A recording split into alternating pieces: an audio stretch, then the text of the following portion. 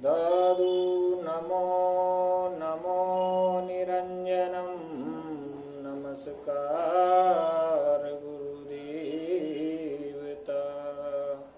वंदनम सर्वसाधवा परिणामं परंगत परब्रह्मा परं सोमम देव निरंजनम निराकार निर्वलम तस्य दादुजी वंदनम। सद्गुरुदेव भगवान की जय। नारायण हरि भगवान की जय। गजानन गणपति महाराज की जय। भक्तों, अब तक हमने सुना दादू जी पर प्रहार करने वाला काजी जब दादू जी पर डबल से प्रहार करने लगा तो परमात्मा की कृपा से, राम जी की कृपा से उसका हाथ ऊपर का ऊपर रह गया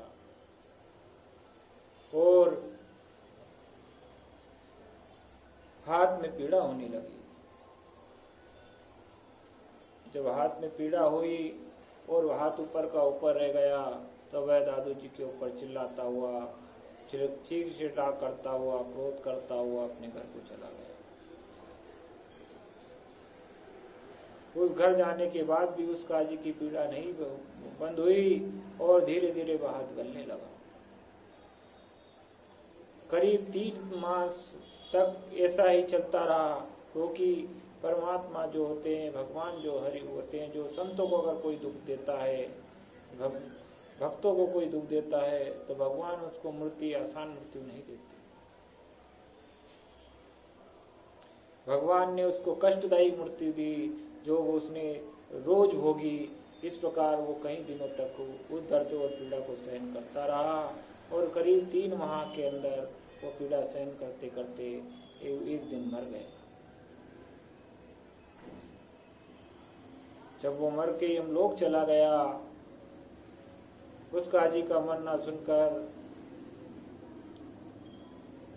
उसका ससुर उमराइल नाम का उसका ससुर था, वह सामर में ही रहता था। लेकिन जब ये घटना घटी कुछ महीनों से वह कुछ महीनों से मथुरा गया हुआ था। जब ये घटना घटी तब वह सामर में मौजूद नहीं था। अपने जमाई का मरण सुनकर वह मथुरा से सामर लौट आया और जमाई की मृत्यु पे दुख जाहिर करने लगा और वो भी क्रोध करने लगा। उसने कहा कि दादू जी के वजह से मेरे जामाद की मृत्यु हुई है और मैं उन्हें खत्म कर दूंगा, मैं उसको गाड़ दूंगा, मैं उसको खोपड़ी को फोड़ दूंगा, मैं उसे जला दूंगा, मैं उसे खोपड़ी में छेद कर दूंगा। ऐसे दुर्वचन वो दादू जी के विरुद्ध कहने लगा। कभी कहता तोप से बांध दूंगा, कभी कहता आग में जला दूंगा, कभी क्या किस प्रकार से दुष्टता दिखाता और दादू जी के बिगड़ अन्नाप सन्नाप कहता और भक्तों को भी सताता।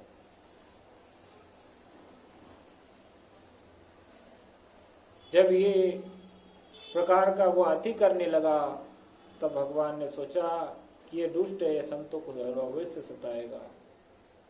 तो भगवान ने ऐसी माया रची जिससे उसका घर परिवार जलकर राख हो गया। जब वो घर परिवार जला तो वो घर से बाहर कहीं गया हुआ था।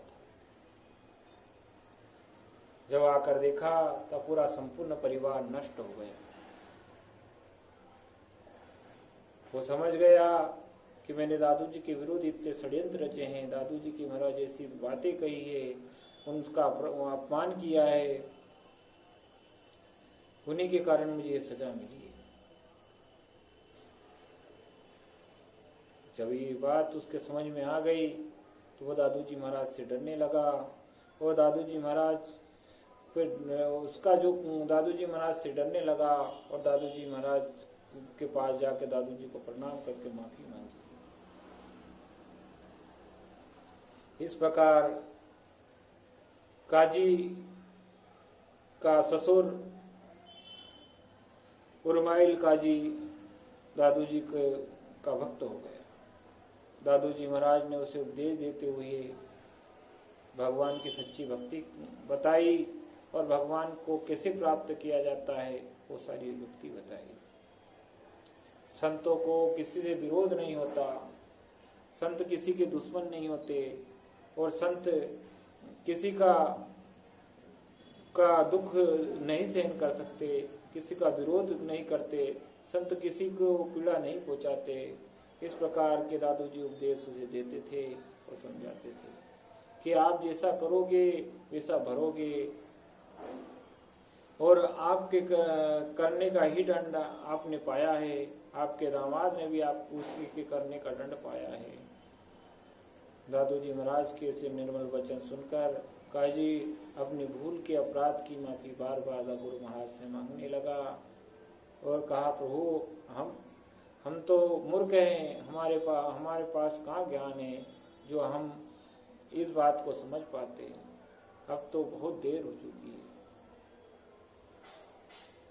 तब गुरुदेव दादू जी महाराज ने कहा कि उर्माइल चिंता ना कर, वो परमात्मा बहुत दयालु है, उस पे प्रेम भाव से उसकी भक्ति कर और उस पे अपने आप को समर्पित कर दे तो तेरा कल्याण हो जाए।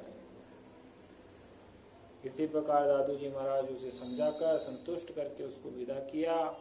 और इसके बाद सामर की जनता दादू जी महाराज के इस चमत्कार को देखने के बाद भी दादू जी समर भी उन पे आस्था दादू जी के प्रति बढ़ती ही चली जा रही थी। आज सामर की जनता के बीच में दादू जी भगवान के रूप में स्थापित हो गए। किसी को शंका ही नहीं थी कि गुरुदेव दादू जी महाराज भगवान नहीं है, परमात्मा का ही अंश है, परमात्मा स्वयं हमें दर्शन देने आए। ये भाव से सामर की जनता दादू जी महाराज को पूज रही थी।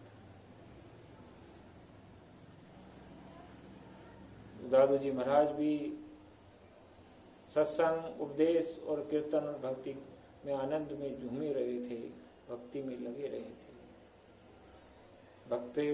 भक्तों, ये कथा को अब मैं यहीं पे विराम दूंगा। दादू दादू तुझ सा दयालु न कोई, दादू दादू तुम सा दयालु न कोई।